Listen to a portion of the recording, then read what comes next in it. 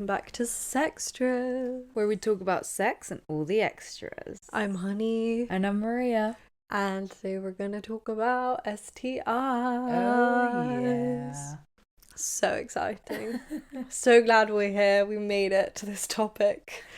The amount of times that I feel like we've said, like, oh yeah, like, we want to talk about this at some point. We want to make an episode about this at some point. About this specific topic. Yeah.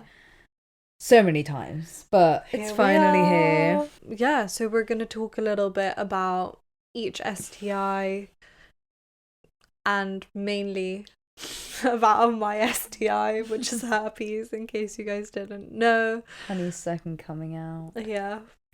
Go watch the video I made on our Instagram about it, but actually don't, because we're probably going to get more into detail in this episode. But yeah, we're just going to talk about our own experiences and also just a bit about like the technicalities of STIs and how to avoid getting them and how to end stigma about them overall. So yeah, let's get into it. Yeah, so for the segment we wanted to kind of see where you guys were at in terms of STIs, like your thoughts, your experiences with them or whatever. So we did a few polls to kind of gauge what was up. Yeah. So should we just kind of go through them? Okay, so the first question we asked, have you ever had an STI? And 72.6% of people said no, and 23.8% of people said yes. These people are lying. I mean, do you reckon? Yeah. Is it higher than, like, do you know the sort of average stat? Well, I mean, herpes alone, 2 in 3 people have it by the time they're 25. Oh, yeah, but so many people, yeah, I'm guessing, like, these people either don't know they've ever had one. Yeah. Or you know, haven't ever been tested, or yeah, exactly, don't know that cold sores is herpes, which is an STI. That's okay. No judgment in this episode, honey. No judgment at all. I'm just saying we know it's okay. I feel like Honey's tolerance for like people not knowing shit about STIs is just like she doesn't take it. I don't have time for it anymore. I've had enough. Has herpes for like 6 months and it's just like fed up of everyone else's bullshit, even though I didn't know anything about it before, but we'll get into it. So the next thing we asked is, are you regularly tested for STIs? And 58.6% of people said yes and 41.4% of people said no, which is like, that's kind of to be expected. I did expect it to be pretty balanced of like who gets tested. So then, like, now we see the answer to our other question. Around 42% of people aren't getting regular tested of those of the 72% that said that they've never had an STI. Yeah, so you wouldn't know. Guess you wouldn't know. Yeah. Okay, yeah, and then we asked, are STIs a big deal to you? And 45% of people said yes, and 55% of people said no. So the majority said no, which is quite surprising. Yeah, true. I guess it can go either one or two directions though. Like, maybe they're not a big deal for you because you're like constantly having unsafe sex, therefore they're not a big deal to you, clearly. Yeah. Or also like they're not a big deal to you in like, oh, I'm so woke and like I know so much about and like STIs. The stigma don't get to me. So I don't know which one they were on, you know, like which one they were relating to, but yeah, well, we can get into our own experiences with that. The next one is, did you learn about STIs in school? Guess what the answer to this one was? Who would have guessed? 23.9% of people said yes and 76% said no. Yeah, our education on STIs is a little bit terrible. Yeah, we talked a little bit more about it on Speak On, a podcast called Speak On.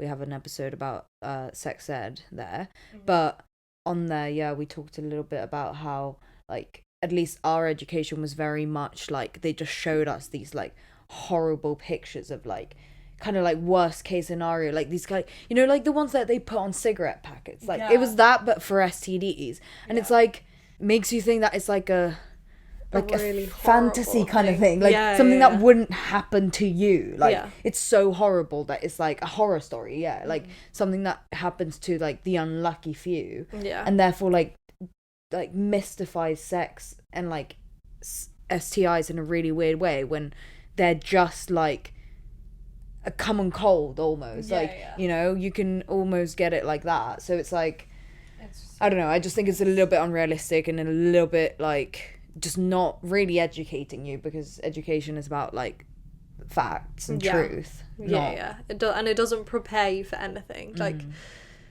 it's ignoring the fact that STIs are a massive part of sex, an inevitable part of sex, and that's not a reason to not have sex, and also everyone's gonna have sex, so we should just learn about these things to like make it more normalized. But yeah, obviously we will get more into this.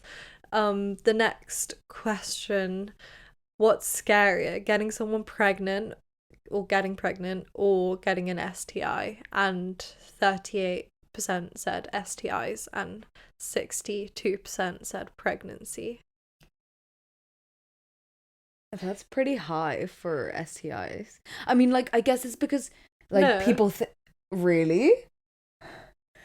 No, I so expected that. Like what are you more scared of?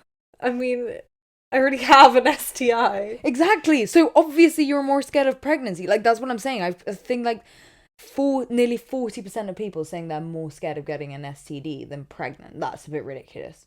Yeah, in my personal opinion, because like, what?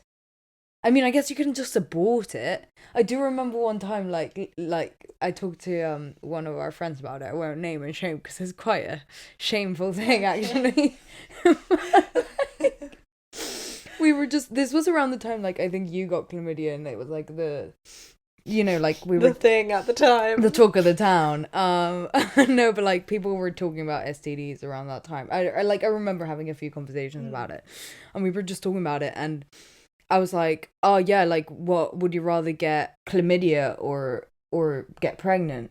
Our friend was like, oh, to be honest, like they're kind of the same, like I can just like get rid of it. Yeah, which I guess is true, but it is true. But I think I mean getting rid of chlamydia is a lot less of like a moral issue than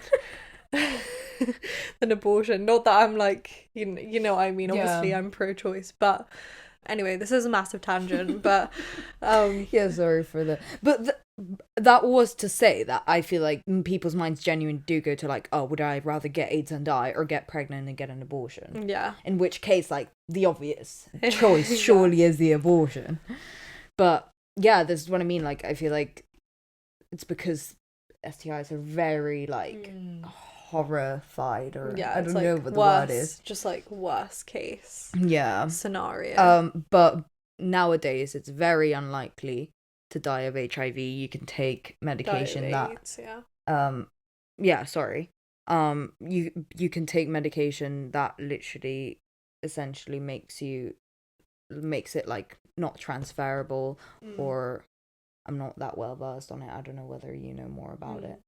I do really want to do an episode with like to talk about specifically HIV and all of that. I think that would be really interesting. But no, it's so unlikely, especially in like the country that we live in. You can take antiretroviral medication to stop HIV from progressing into AIDS, and from AIDS from progressing through different stages of AIDS. But yeah, anyway, also skipping ahead again, but a massive reason why it's important to get tested is the longer you have an STI without knowing, the worse it's going to be for you in the long run, regardless of whether it's chlamydia or HIV. So this is why you need to get tested regularly to find out and catch things and stop them from progressing into worse things. Anyway, next question. Okay, next question. Do you do your best to protect against STIs? And 77.4% 4% of people said yes, and the rest said no. Okay. Well, I was fascinated by these answers. I mean, I feel like everyone would like to say that they do try their best. I will openly admit to the fact that before I had herpes, I didn't try my best. Yeah, I would also admit that I definitely did not try my best either, but I feel like a lot of people would be like, oh, well, yeah, I obviously try my best. Like, it just doesn't always work out that way, but I try my best. Yeah. It's like, do you? Could you be Sure. trying harder? Yeah. Yeah, so hence why I asked some follow-up questions. Because I was like, I just want to call some people out here. I was just in that kind of mood. So I asked, do you always use condoms or dental dams? To which 65% of people said no. So everyone's really doing just their best. answers my question immediately. I was gonna say, in all fairness, like, I would answer no to that, but that doesn't mean I'm having unsafe sex. Yeah, that's true. It depends, like, if you're having regular sex with one person. Yeah, so I also asked, do you use condoms or dental dams for oral sex? And 9.3% of people said yes. Yeah, well, I've never used a condom personally for oral sex ever in my life. Yeah, I mean, I have, but only recently. Oh, really? Yeah. I didn't know that. We can get into it. We'll get into the details, guys. Don't worry.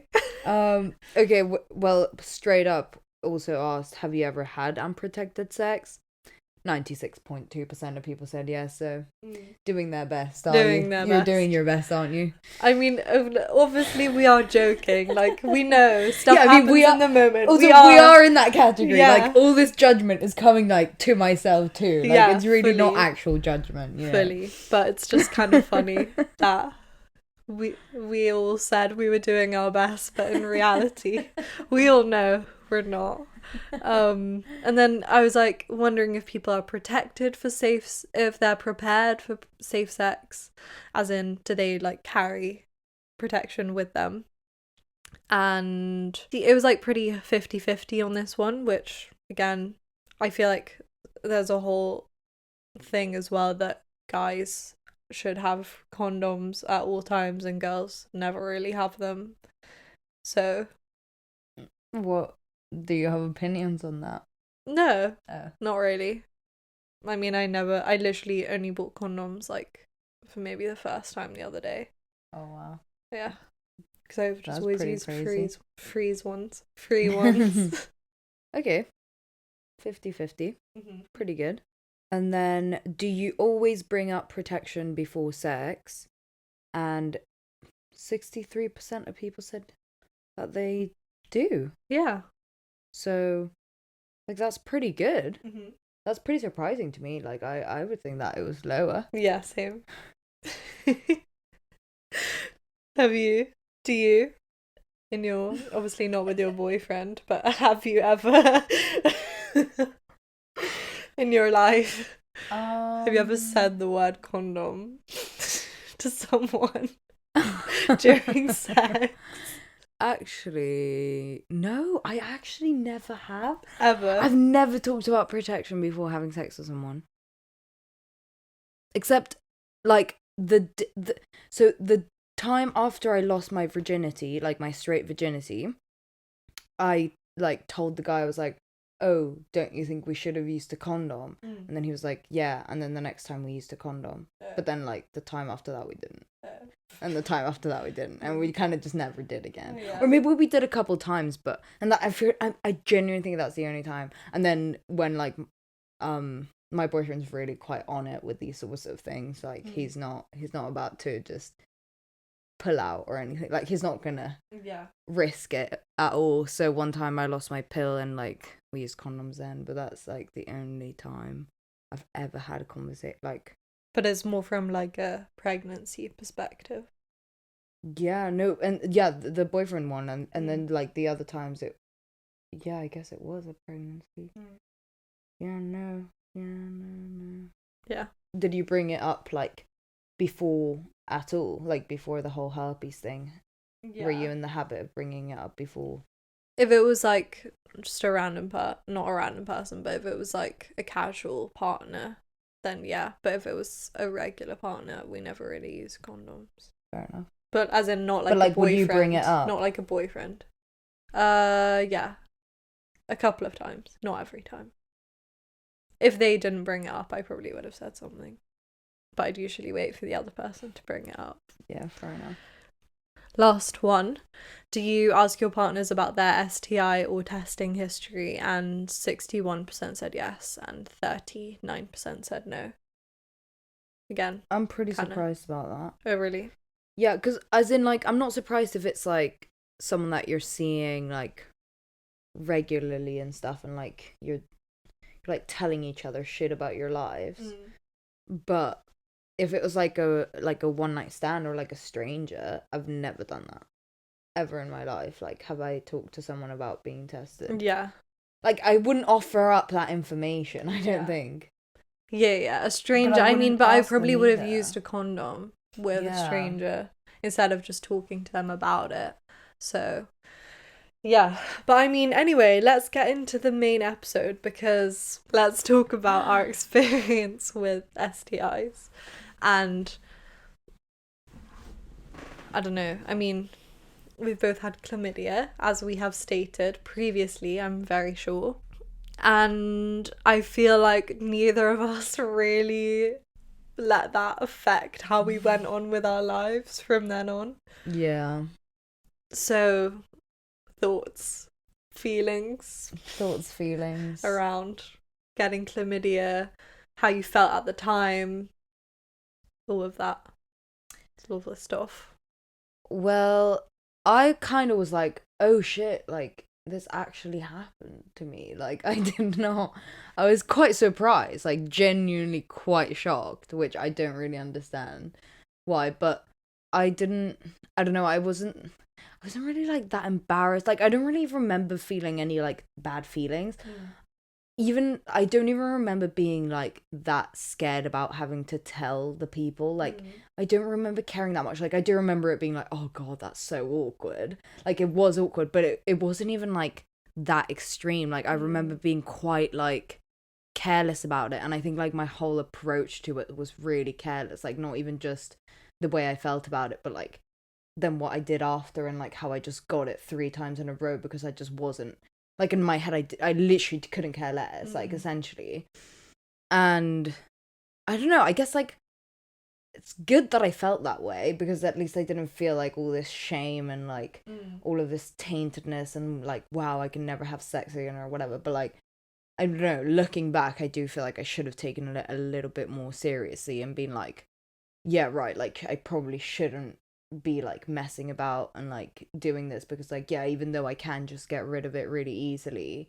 And I think because, like, my friends had it, I felt, like, a lot better. Like, I think if I would have been the first one, like, so yeah, maybe you should have told your experience first, but I think if I would have been the first one, like, it would have freaked me out a bit more. But I think because also, like, the whole vibe, like, everyone else's, like, all of our other friends and your approach or whatever was, like, quite chill about it. Like, that's how it made me feel so chill, I think. Yeah. It always helps to, like, have other people experience the same thing, because then it's, like, you don't feel like a freak, and you're not, like, alone in your experience. But yeah, I cried when I found out I had chlamydia. I remember so clearly where I was standing, the text, like, reading the text and being like, oh no.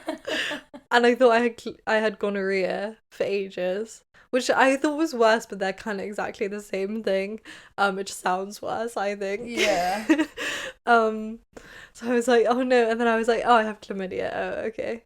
But I mean, I still cried. And then when I went to the clinic and they told me I could just, like, take antibiotics, I was like, oh, okay, like, who cares? Literally, who cares? And then after that, like, while I was taking the medicine, I think I just thought it was quite funny. Yeah, I remember I thought it was quite funny when I had it. Like, especially because I got it 3 times. Like, I just thought that was pretty funny. I was like, God, I you're an remember being idiot. so mad at you because you just didn't care and you were just like, yeah, like, I don't know. And then you guys found out that you could be infertile if you have it for more than 3 months, and then you were freaking out, and I was like, oh, now you care. Okay. No, but yeah, another reason, you kind of already said it, but get tested regularly, because if you do have chlamydia for like 3 months or longer undetected, it could like start fucking with your infertility, so you don't want that. You can get pelvic inflammatory disease as well, and you also really don't want that. Maybe we should give just like a little treatment kind of brief of chlamydia, just in case, like, just information, you know, for people to have. In the UK, they give 2 main ones. It's 3 pills, and it's, you take one that's like 1 milligram in the first day, and then one that's 500 milligrams second day and 500 milligrams third day. And then on that one, you basically take the treatment, and then you can't have sex for another 7 days after that. And then for the other one, you take a pill every single day for 7 days. Yeah, I had that one. And then after that, you can't have sex while you're taking the treatment, but after that you can. Oh, they told me to like still wait a week. I mean, I wasn't sleeping with anyone anyway, so I was like, whatever. I think it's best to wait like at least 10 days with either one, just so it doesn't transfer. Yeah, especially if you're having sex with someone, like, you're gonna just pass it backwards and forwards, which has happened to people that we know, so it's just a bit of a pain. But it's quite simple, and like, you just go to a clinic, you literally do a little, they have a lot of like student health services, or like a lot of clinics, they have like self-swabbing kits, and it's basically like a COVID test for your vagina, as Honey put it. You literally just swab up your vag. I don't know what it's like for the penis. Do you just swab up like the pee hole or something? Yeah, with some they put it inside, and then with others you do a pee test. Oh yeah. Or you can do a oral swab, but I mean. Oh yeah, and you can get throat chlamydia. A lot of people don't know that. And anal chlamydia. I had throat, vag, and anal, so the Holy Trinity. That's actually so good. Yeah. Anyway. And just to prove that it's not sluts that get STDs, you don't have to be a hoe like me, like shagging 2 guys in one night to get it. It was like the second guy you'd ever slept with, and you got all 3 chlamydia. So all 3 chlamydias. Yeah, no, it was fucked up. But I mean, who cares now? But it's like, it can this is the thing, like, so many people associate STDs with like slutty people and people that sleep around and shit, but it's like, it can happen to you if you have sex one time. Yeah, literally one time, and it can happen to you. Yeah, you can get herpes without even having sex. Yeah, exactly. That's just ridiculous. But yeah, anyway, should we maybe talk about like actually going to a clinic and what that's like, and then I can talk about how I found out I have herpes through that.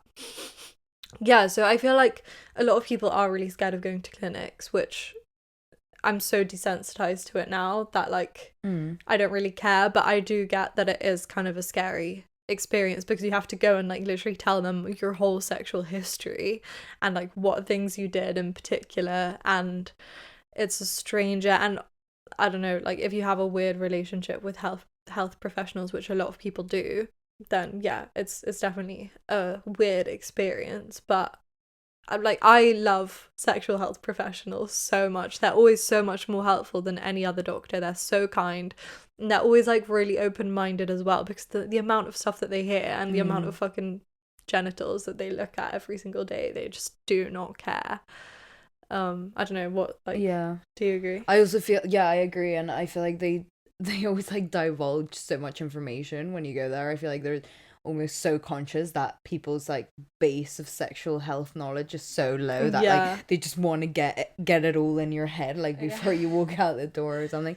But yeah, no, I've had like really good experiences. Like they've always been really, really nice, really helpful, like genuinely seem like they want to like help me solve my problem. Like even recently I went with a problem that like I wasn't sure whether it was like sexual health related, but they were like really trying to help me to like come to my answer, even though it wasn't even their like thing, you know. I think like they are aware that people's sexual health, like, education is very low. So they are trying to do the best that they can with, like, the very, like, small tools people have been already given. And... and like their limited funding. Yeah.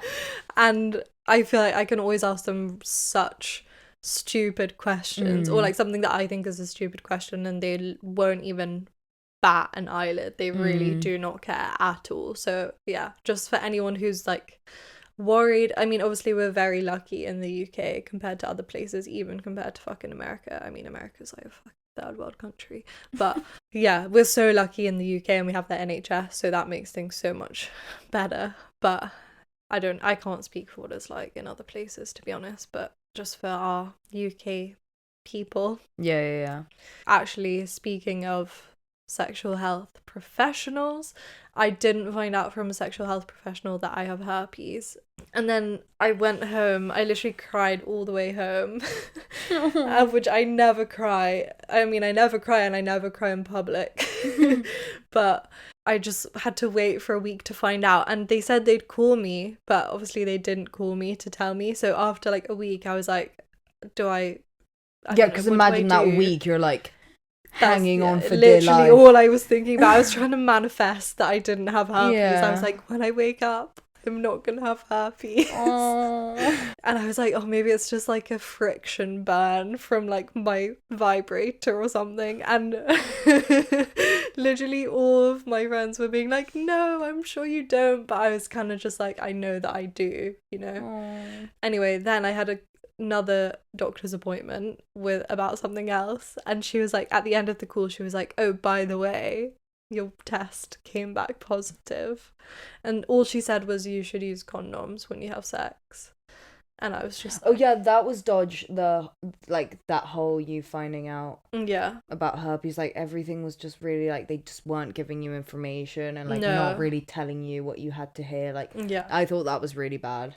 I really had to like dig for information, and it was literally not until I went to an actual sexual health clinic that they told me stuff. And they have sexual health advisors in the UK who are actual angels, and they, even though like by this point, because it was quite late on, I already knew a lot of what I needed to know because I researched that shit like day and night, and have it seem like it was a normal thing, and they knew it was a normal thing. Because even though like I could talk to you guys about it and you're like, oh, we know it's like like everyone has herpes, it was like, I don't know, you don't know anyone else with herpes, so you don't know. I don't know, it was so shit as well, because I remember being like, oh, I have to like pretend like everything's fine, because otherwise like how can I have a sex and relationships podcast? No. But obviously I was like so not okay. It was so rough.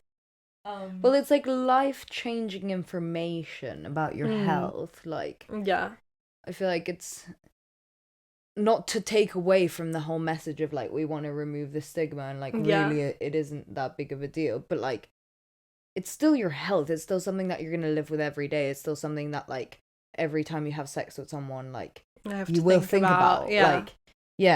So and I kind of just thought that like firstly I wasn't gonna have sex again, like ever. And secondly, even though I was like, oh, I know that loads of people have it and it's like not really a big deal or whatever, I still had like internalized shame about it because of the stigma that like you hear about herpes. And I feel like so many people have that as well. So yeah. But anyway, also just a bit of background on like treating herpes again. You can take antiviral medication when you're having outbreaks or like when you start getting symptoms. So that can help lessen the symptoms and like make you less infectious to other people. And now I'm taking daily antiviral medication because I was having loads of outbreaks. But yeah. But with herpes, you don't like, it's not like you constantly have like sores on your vagina or like on your around your mouth or wherever it is. It's like you have little outbreaks where it comes out. And like most people, do they have like 1 or 2 a year, or like how? Yeah, like 1 or 2 a year. But in your first year, it takes a while for your body to produce antibodies to fight the virus. So you're more likely to have more frequent outbreaks.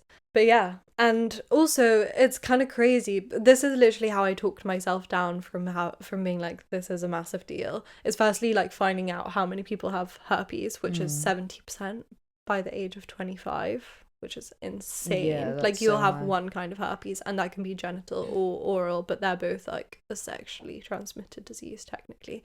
And also there's like 8 kinds of herpes. One of them is chickenpox. Oh wow. Which, like, I remember you telling me everyone that. has chickenpox. Yeah. And because chickenpox is so common, your parents are like, well, get chickenpox so you don't have to get it again. You know what I Yeah. mean? But it's like for herpes, like genital herpes, it's completely different. It's like, oh, no, don't get that just because you get it through sex. But I was like encouraged to like rub my skin against my friend's skin when I was younger to get chickenpox. But it's like, why is it such a different standard for genital herpes? It's crazy. And another one is glandular fever. I already had glandular fever. I've had like half the kinds of herpes there are. So proud of myself. Collect them all. Yeah. I'm so close. But yeah, anyway, that was just kind of wild to me, like the different standards. And yeah, well, let's talk a bit about sex with herpes and just like stigma overall. Let's like move on to that side of the conversation, because yeah, STIs are just literally an infection like any other infection. And it's part of like a broader issue of stigma around sex in general and anything related to sex, that STIs are such a big deal, because even though chickenpox and herpes are like essentially very similar things, as I said, because one's associated with sex and one isn't, it's like a completely different thing. I also think it's quite interesting because I think like health is something that people find quite like don't talk a lot about, or like unhealth, I guess. I don't know. Unless sickness. You're me. Yeah. And it's like all I talk about.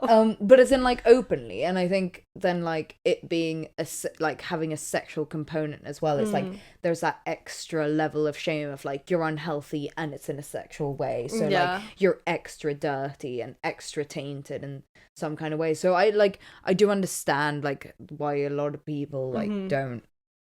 It's not very open, and it is like still quite a taboo thing. But yeah, I think the quicker you can just start looking at it like it is just an infection, like a cold, like that is just inevitable, no matter how much like safeguarding you do around this, how clean you are, like. And one of the health advisors that I saw about herpes actually was telling me the amount of men, not to call out men, of course we never do that never on this do podcast. That go to the sexual health clinic for something like chlamydia. They get their swab done, and the doctor's like, oh, you have like a sore on the inside of your penis, like your urethra, that's herpes, and they just have no idea. I think it's like a similar thing about how you're saying with health, is people are so, especially men, are like so stubborn about their health, whereas when I think about women, I'm like, as soon as there's something wrong with their health, they're like, oh, I need to get this sorted, versus like all the men in my life that I know, obviously I'm just speaking from personal experience, they're like, they will delay going to get it checked out as long as they possibly can. Which is again like why we should be getting tested, because these men, they don't know. They don't even know what it is. They don't understand, and they wouldn't even think to go get it checked out. So yeah. So like in terms of the practicality of it, like actually navigating the sex world or whatever now, with your diagnosis. Okay, what's like the toughest part, do you think, about having it? Is it like the stigma, or like the thought of like what, like how people react, or is it more like the actual physically, like sometimes it just sucks, or like is it a mix of both? Like at the start, can you tell us a bit more about the experience? At the start, it was very much like how people are going to perceive me, because I was like, I'm literally never going to have sex again. What am I going to do? How am I going to keep doing this podcast? And like even without the podcast, I feel like sex is just like a massive part of my identity, and like I love having sex, so I was like, that's a really sad thing to think about. And now it's definitely the physical side of it that's the worst part, because it's just like I've kind of accepted that I can't control how other people perceive me, and that's why I'm kind of just like, I don't have time for people who aren't educated, because like that's their problem, it's not my problem, versus the health thing is like very much my problem, and I want to be able to control it and like understand it more. Yeah. Also because I'm, as you know, I'm such a hypochondriac, so it's a kind of a pain, like literally and metaphorically. And that's the biggest thing, is like the other day I had sex with the guy. Again, guys don't know things, so and he was fingering me. Not to be too graphic, I've already talked to my mum about this, so that's like all that really matters. But it was like just too intense and like too much friction, and friction is one of the biggest things that can cause an outbreak. And I literally, all I could think during sex was, I'm gonna have an outbreak after this, and then I did, and it was just so annoying to have to deal with that. And I also got rejected the other day for having herpes while we were making out and like about to have sex, and I just didn't care at all. I was so proud of myself because I was like, I mean, it just shows me that you like not that like it's all your fault that you don't know stuff, because I also didn't really know anything about herpes before I got it. Clearly that's how I got it in the first place. But like it's just not a good arrangement for me anymore.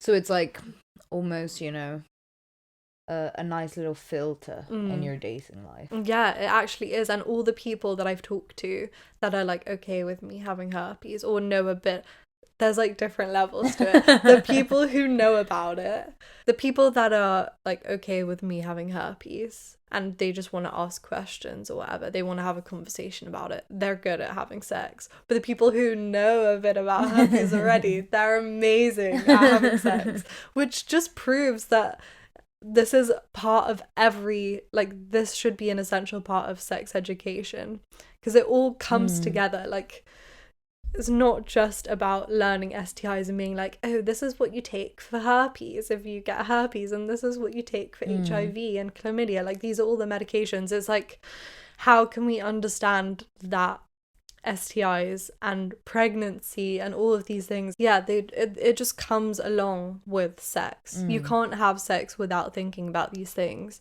and if you are having sex without thinking about these things, then I don't think that's like an empathetic way to go about having sex, if that makes sense. Yeah. Because the people that I have sex with now, even though it's not like necessarily 100% this way with every single person, they have to have an understanding of like what I am bringing to the table and like what I'm experiencing to be okay with me having herpes. And we have to have that conversation before of like, well, we have to use a condom and this is like the risk. Like, they have to understand there is a bit of a risk even if we use condoms.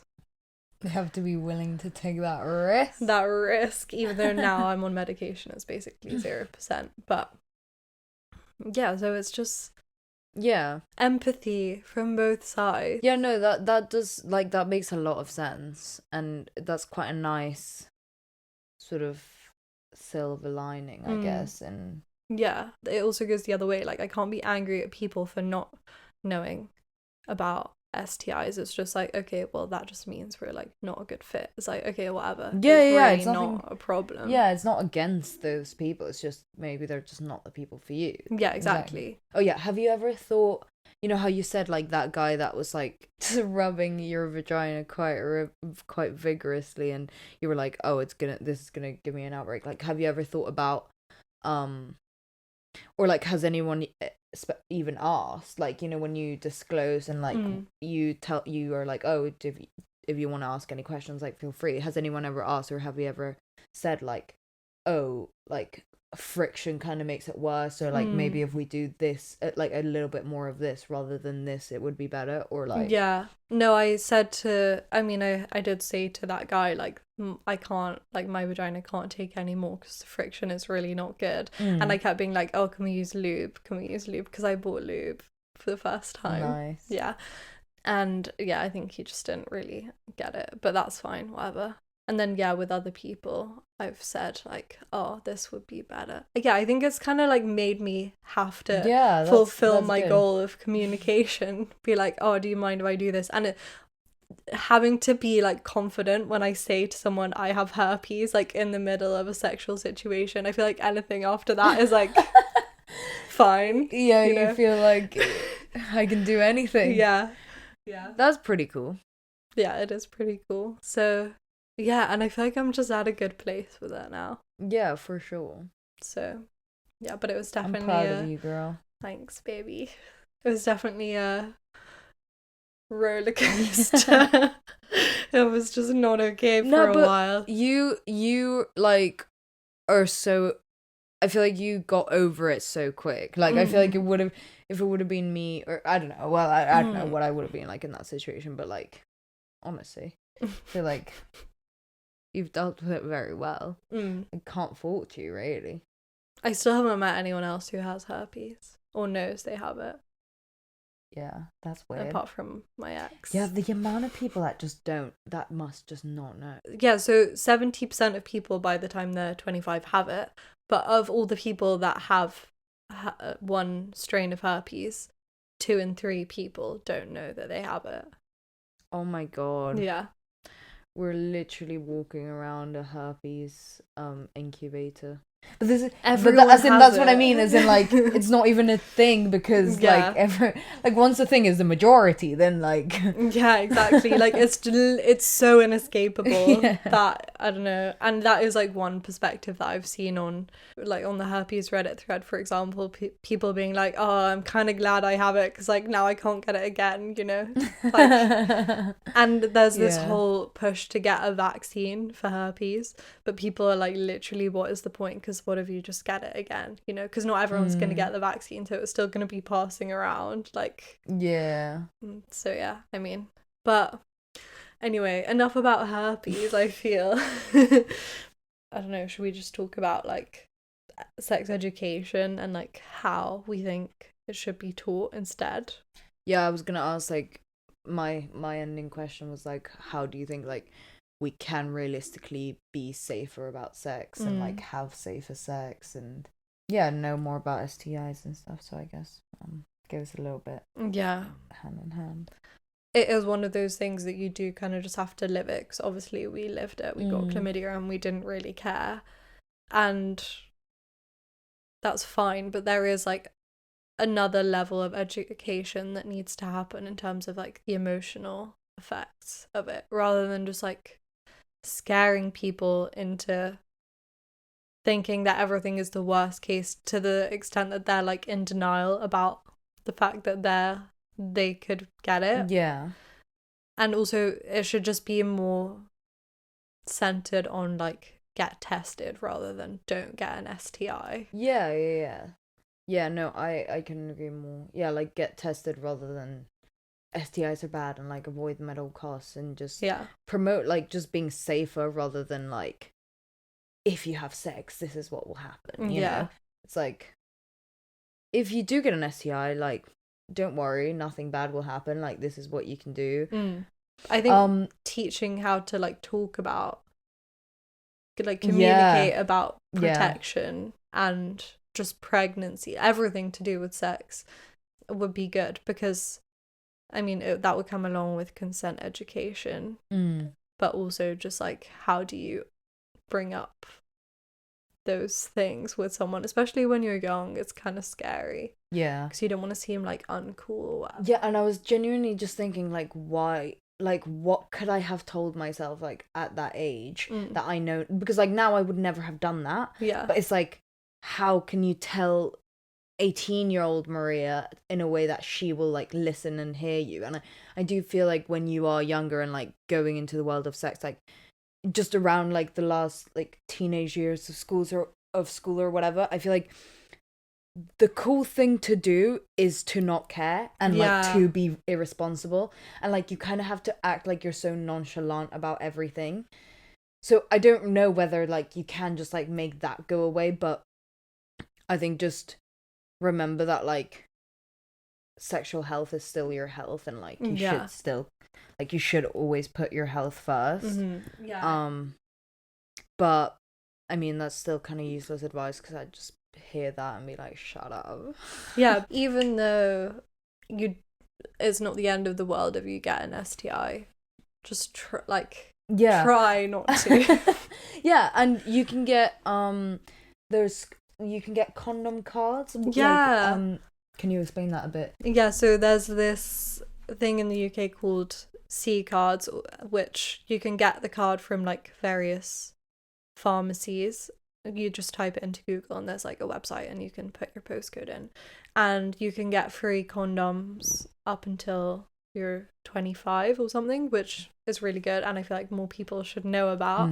But also a lot of people do say that free condoms are really shit, which is like, yeah, but I mean free condoms are better than no condoms at the end of the day. So yeah, but just at least be prepared, and also because you don't want to be spending loads of money on condoms when you're younger. Like that's just a fucking pain. Or you can get free condoms from the clinic. Yeah, from the clinic, but there's still like the shit free condoms. Yeah, they still do the job that needs to be done at the end of the day. I think like if it's a stranger, be safe. Get tested regularly, because I mean then if you do have something, then at least you know. Yeah, exactly. I think if you're getting tested regularly, like that's a good place to start, you know. Yeah, that's the best place. And we said we were going to talk about like the whole like going to the clinic process, and I feel like we kind of didn't, but I did want to say like a lot of them like it's just walk in, and then a lot of them like you do have to make an appointment. So literally just Google like sex clinic near me or like something like that, and then the nearest ones will come up in a list, and then if you click on that website you can see whether you have to book or you can walk in. Like it's really not as hard as like it seems. Like you honestly just have to turn up somewhere and like people will basically direct you on where to go. Yeah, like, or order an at-home STI kit. There are so many. SH24 do one. That's Student Health 24. Yeah, true. If you don't want to like go somewhere. Yeah. And loads of student health services do them as well. And we used to go, like, all our friends used to go to the clinic together, which, looking back on it, is like quite a strange thing that we did. We're so quirky like that, but like I feel like that was a good way to do it. We just all went together, and like, then you don't have to sit around the whole time feeling like out of place or anxious or whatever. You're just like with your friends, and it's like we all have sex, we're all here. You know. This one time in Bristol, sorry, this is kind of unrelated, but this one time in Bristol, my friend and I were like, we should go find a clinic, because I thought I had like chlamydia or something. And this is another thing as well, is outside of London, sexual health clinics are so hard to find, and also they take way longer to give you your results back. And I think we just really took that for granted in London. We didn't even realise. So yeah, we're like looking for this sexual health clinic in Bristol in like the centre, and we just ended up in a church. And it was like the most ironic thing that's ever happened. And we were just walking around this church, and this guy comes out and he was like, "Are you okay?" And we were like, "Oh, we're definitely not in the right place." We were like, this is divine intervention into my sex life. You dirty hole. Yeah. But yeah. Yeah. Honey made like so many posts about STDs, like so many specifically about herpes, and like because when you know, like how she said when she found out, like no one really told her any information, so she basically just had to find this all on her own. Yeah. So she has done it. So if any of you get a herpes diagnosis, you know where to go, and you don't have to do all that research. Yeah, but I did it on like all the STIs, and you can see the treatment process and like the symptoms. Also, I feel like we haven't mentioned this, but there are so many STIs that are symptomless. And again, why it's really important to get tested. Don't just think that like because you don't have any symptoms, you're fine. Yeah. No, that is a very important thing that I feel like we should have mentioned. Yeah. Yeah, that's true. I feel like a lot of people just never get tested because just don't think it's going to happen. They don't feel any type of way, but yeah, nothing necessarily has to be like bubbling up or like smoking out of your vag or something. Is that all you have to say, hun? Yeah, I mean, I have so much more to say, but honestly, if anyone wants to like talk to me about herpes, the amount of stuff that I have read, the amount of research that I have done, I will just have a conversation with you about it. Or if you just want to talk about anything in general, sexual health related, I'm obviously not a professional. However, every time I go to the clinic, I'm like, I know everything you're about to tell me, so maybe I am. But yeah, we should just like all talk about it. You don't even need to look for a sex clinic. You've got honey. I'll inspect your vagina for you. No, I'm joking. Don't send me pictures of No, your but vagina. we should start like a vagina support group almost, or like a sex support group in which we just ask like sexual health questions and all help each other out. Yeah, you know? Genuinely. I reckon the amount of stuff that we've all learned collectively would just be like great. And this is why we should just talk to our friends about it. And I keep just disclosing to random people that I meet, like friends, to like see how they're gonna react and just see if we can have a conversation about it. And usually it's just like really chill, and they're like, oh yeah, I had chlamydia once, or like, oh, what's that like, you know? So yeah, just normalize STIs. Yeah, 100%. Normalize sex. That's what the whole podcast is about. But yeah, thank you guys for listening as always, and don't forget to subscribe. Don't forget you can now watch us on YouTube in our lovely studio that is causing us so much stress. And follow us on social media at Sextras Podcast and leave us a review. And yeah, we'll see you next week. Bye.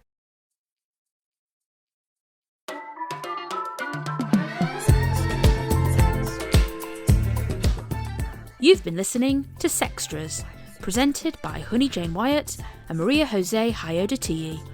Produced by Mabel Productions.